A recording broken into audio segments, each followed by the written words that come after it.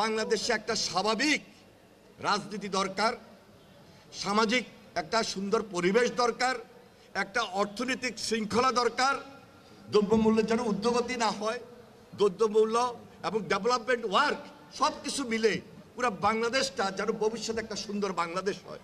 সেই জন্য অবশ্যই এটা মানুষের প্রত্যাশা। একদিকে সংস্কারও চলবে, কারণ বিগত সরকার সংস্কার তো করে নাই, বরং দেশটাকে পিছিয়ে দিয়েছে।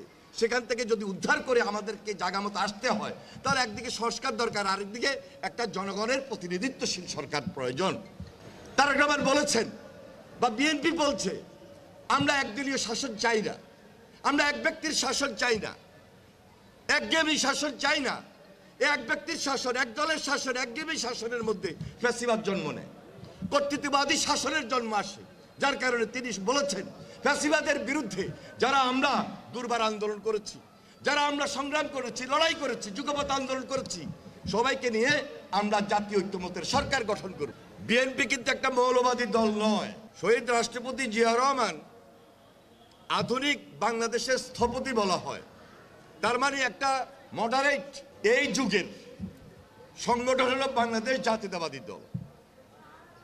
এই বাংলাদেশের প্রয়োজনে যে রাজনীতিটা বাংলাদেশি জাতীয়তাবাদের ভিত্তিতে যে কথাগুলো বলা দরকার, আমরা সেইগুলোই কিন্তু খুব সাধারণভাবে সাধারণ মানুষের কাছে নিয়ে যাই, সাধারণভাবে সাধারণ কর্মীদের কাছে নিয়ে যাই। এটা হলো মানুষের সঙ্গে আমাদের যে ইন্টারাকশন, এটা বৃদ্ধি করার জন্য।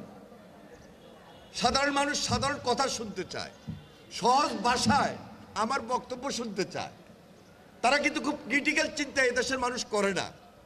তাহলে আমার রাজনীতিবিদ, আমার নেতৃত্ব, আমরা যারা রাজনৈতিকভাবে সাধারণ মানুষের সঙ্গে মিশি, এখানে নতুনভাবে আমাদেরকে একটা চিন্তা করতে হবে। 5ই আগস্টের পর বাংলাদেশে একটা রাজনীতির গুণগত পরিবর্তন হয়েছে না? তাহলে রাজনৈতিক নেতৃত্বের একটা গুণগত পরিবর্তন এদেশের মানুষ চায়, আশা করে, প্রত্যাশা করে। এটা যদি আমরা না দিতে পারি, বাংলাদেশে বিএনপির মতো মডারেট রাজনীতিক দল যদি না দিতে পারে, আর কেউ দিতে পারবে না। তারেক রহমানের প্রত্যেকটা বক্তব্য 5 তারিখের পর সবাই আরো বেশি বেশি করে শুনে। মানুষের প্রত্যাশার জায়গা এত বেশি, মানুষ এত বেশি তারেক রহমানের বক্তব্য এবং কথা কাজের উপর ডিপেন্ড করে, ভরসা করে। মানুষ এখন বারবার বলতেছে, তারেক রহমানকে নিয়ে আসেন না কেন, আসছে না কেন? এটা গণদাবিতে পরিণত হয়েছে, এটা গণদাবিতে পরিণত হয়েছে, জনদাবিতে পরিণত হয়েছে যে আমরা তারেক রহমানকে চাই। আপনি দেখান বাংলাদেশে 5টা লিডারশিপ, যিনি স্টেটসম্যান হবেন, যিনি রাষ্ট্রনায়ক হবেন, যিনি রাষ্ট্রপতি হবেন, যিনি প্রধানমন্ত্রী হবেন, দেখান তারেক রহমানের বাইরে একটা নেতা আছে যার জামাত ইসলামীতে, যান অন্যান্য রাজনৈতিক দলে, আসেন বিএনপিতে। তারেক রহমানের বিকল্প